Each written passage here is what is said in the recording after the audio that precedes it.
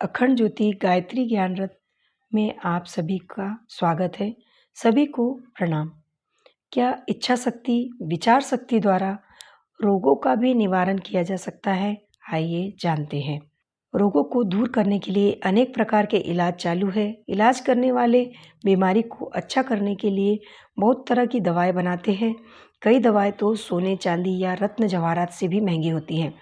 उन बहुमूल्य दवाइयों के गुणगान करने में बड़े बड़े प्रमाण दिए जाते हैं, परंतु इन औषधियों को अपनी मन मर्जी से कोई चाहे जितनी मात्रा में नहीं खा सकता। यदि उनका सेवन करने या कराने में जरा सी असावधानी हो जाए तो लेने के देने पड़ सकते हैं। दूसरे, उन्हें गरीब आदमी पैसे के अभाव के कारण खरीद नहीं सकते। तीसरे, बनाने में त्रुटि हुई या रोग का निदान न हो सका तो उसका कुछ अच्छा असर नहीं होता। इन कीमती दवाइयों की अपेक्षा इस अध्याय में हम एक ऐसी दवा बताएंगे जो गुण में हर एक कीमती दवा से बढ़कर है और कीमत में सबसे सस्ती है। सेवन करने में कुछ भी कठिनाई नहीं, हर आदमी के पास हर समय रह सकती है और शर्तिया फ़ायदा पहुंच जाती है। इस दवा का प्रयोग किसी भी दशा में व्यर्थ नहीं जा सकता। सच तो यह है कि जब तक दवा का थोड़ा बहुत मिश्रण न हो तब तक अन्य दवा दारू कुछ भी लाभ नहीं पहुंचा सकते। क्या तुम उस दवा को जानते हो? यदि नहीं जानते तो हम बता देते हैं। यह दवा है मानवीय विद्युत। रोगी के कीटाणुओं के प्रसंग में हमने बताया था कि छूत के रोगों में मनुष्य की विषैली बिजली दूसरों पर असर कर जाती है। तुम्हें जानना चाहिए कि जब खराब बिजली में असर करने वाली ताकत है, खराब बिजली खराब असर करती है तो अच्छी जरूर अच्छा करेगी।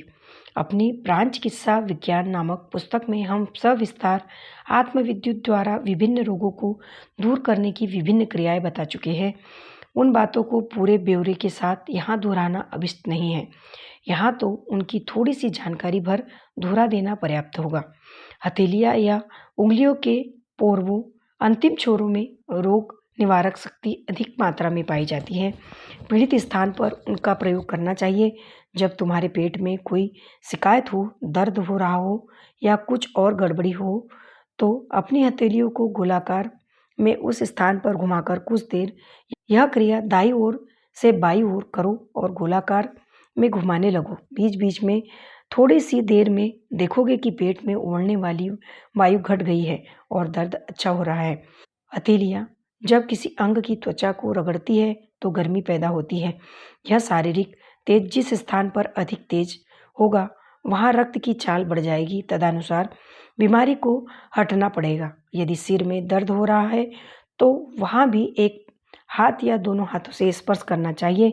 जहाँ फुंसी, कसक, दर्द, अकड़न, तनाव, खुजली या भारीपन मालूम पड़े वहाँ उंगलियों के अग्रभाग से या हथेली से धीरे धीरे सहलाना चाहिए।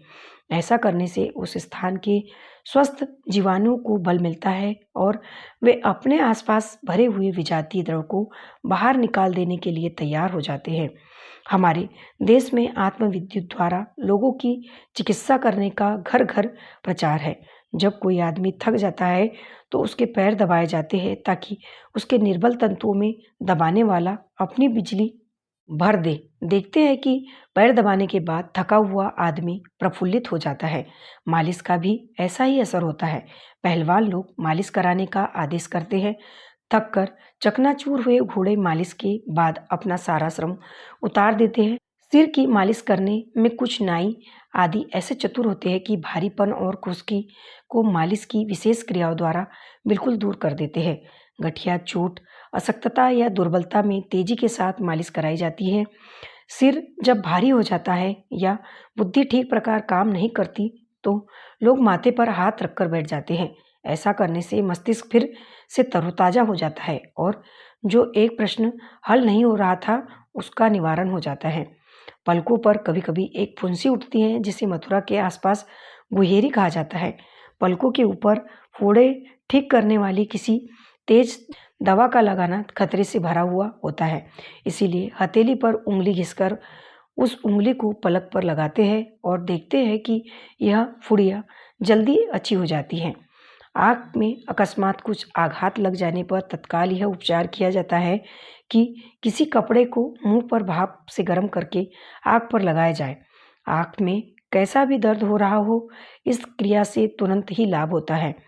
उंगली या अन्य स्थान पर चोट लग जाने से स्वभावतः हम उसे फूंकते हैं। बच्चे अपने आप अपनी उंगली को फूंककर अच्छा कर लेने का ज्ञान रखते हैं। कई अवसरों पर फूंक द्वारा किसी अंग पर शारीरिक विद्युत का प्रभाव डालने से संतोषजनक फल मिलता है।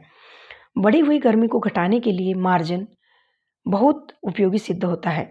पंखा झलना प्राचीन मार्जन क्रिया की नकल है।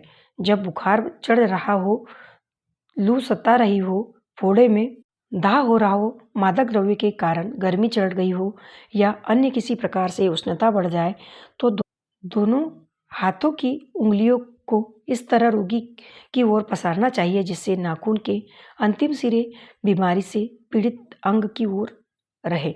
अब दोनों हाथों को नीचे की ओर इस तरह खींचो मानो उस स्थान की बढ़ी हुई गर्मी को उंगलियों से चिपकाकर पीछे की ओर खींच रहे हैं। यथाअवसर कुछ दूर हाथों को खिसकाने के बाद उन्हें पीछे की ओर खींच लो और एक तरफ इस प्रकार का झटकार दो। तुम्हारे हाथ पानी से भीग गए थे और उनकी बूंदों को अलग झटकार दिया हो। इस क्रिया को कुछ देर बार बार करते रहो। तुम देखोगे कि इससे कैसी जल्दी गर्मी घट जाती है और बीमारी को शांति मिलती है। इस प्रकार की क्रियाओं में इच्छा शक्ति का जितना अधिक समन्वय होता है, उतनी ही शीघ्र और अधिक सफलता मिलती है। पीड़ित स्थान पर शारीरिक विद्युत को पहुंचाकर पाठक अपनी और दूसरों की बीमारी में पर्याप्त सहायता कर सकते हैं।